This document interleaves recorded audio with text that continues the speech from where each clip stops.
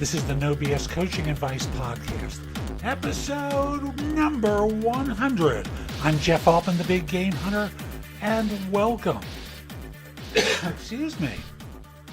I like to spend some time every week talking about life, the universe, and everything. And I think a lot of the news cycle for the last week has been dominated by hatred.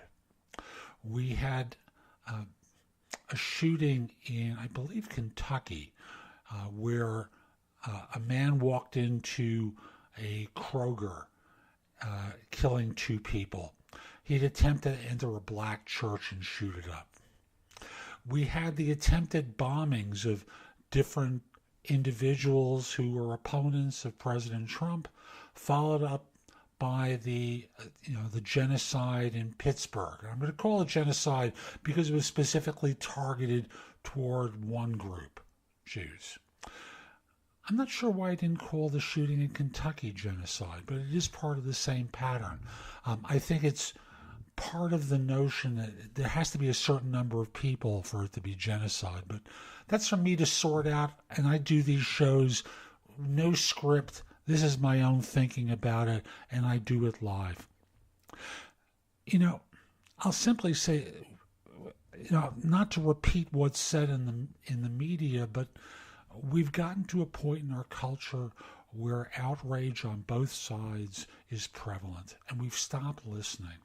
Now, to be clear, in the Kroger shooting, in the one with the attempted bombings, with the murders in Pittsburgh, clearly these are people who needed no excuse to do what they did. They hate.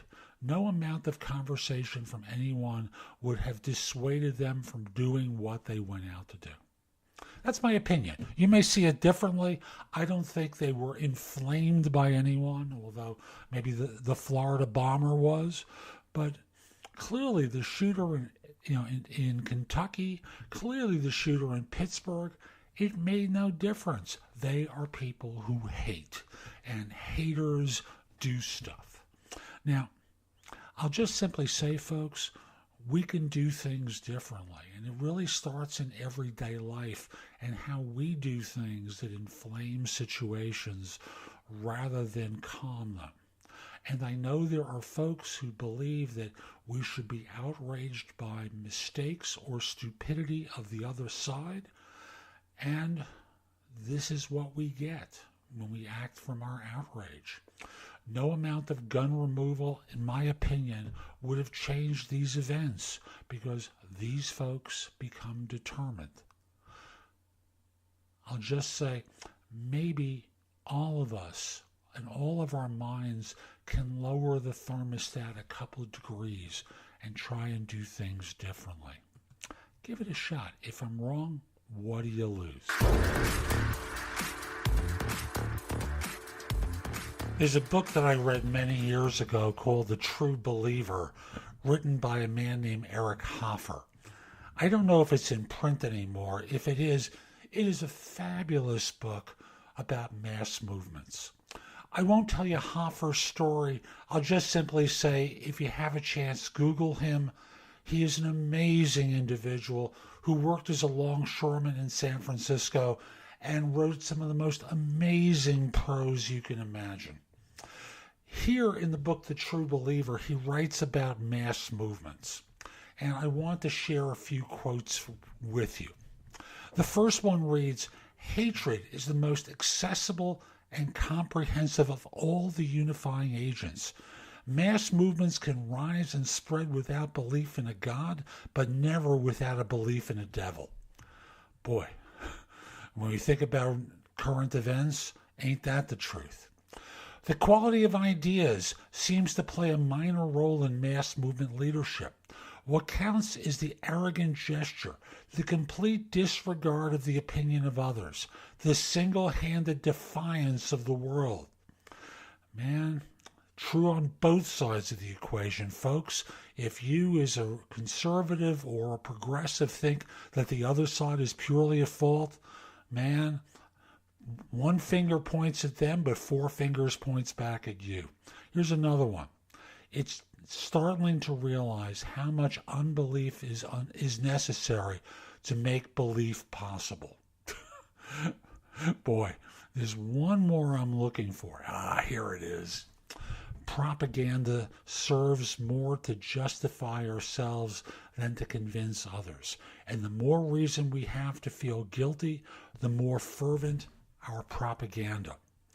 When you think about what masquerades as news these days, it is little more than propaganda designed to encourage advocacy for one side or the other and make the other side wrong.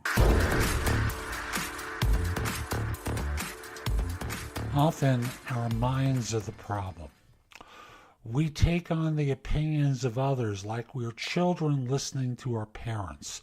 Someone teaches us what to believe and what to say and what to think, and we buy it hook, line, and sinker without discernment. I don't care where you are in the political camp. I don't care where you are in the hatred camp. I just want you to stop for a second every time some words come out of your mouth that involve strong advocacy and ask yourself the question, whose voice is that really? Who told you that about that other group? Who told you that about that other person? Yeah, I'm angry and I'm hurt today. Yeah, that's how I feel. And I just want to stop some of you from acting on some of the insane thoughts that you have no basis in reality, but what you've been trained to believe, as though you're a monkey with some organ grinder telling you what to do. So that's today's show. I hope you enjoyed it. And if you did, subscribe in Apple Podcasts, Spotify, Google Play, wherever you listen to the show. Just subscribe so you get downloads whenever I release a new episode. Each show is going to be bite-sized morsels of advice just like today's. I hope you enjoyed it, and I do hope you subscribe. And if you do choose to subscribe, I hope you decide to support the show. There's a link that will take you to anchor.fm where you can make a pledge in support of the show. I'd greatly appreciate it. If you're interested in my coaching you, connect with me on LinkedIn at linkedin.com/IN/the Big Game Hunter. Mention that you listen to the show. I just happen to like knowing that I'm helping some folks. And once we're connected, message me about your interest in coaching. We'll set up a free call. We'll get acquainted, see if it makes sense. I'll be back soon with more. And in the meantime, I hope you have a great day. Take care.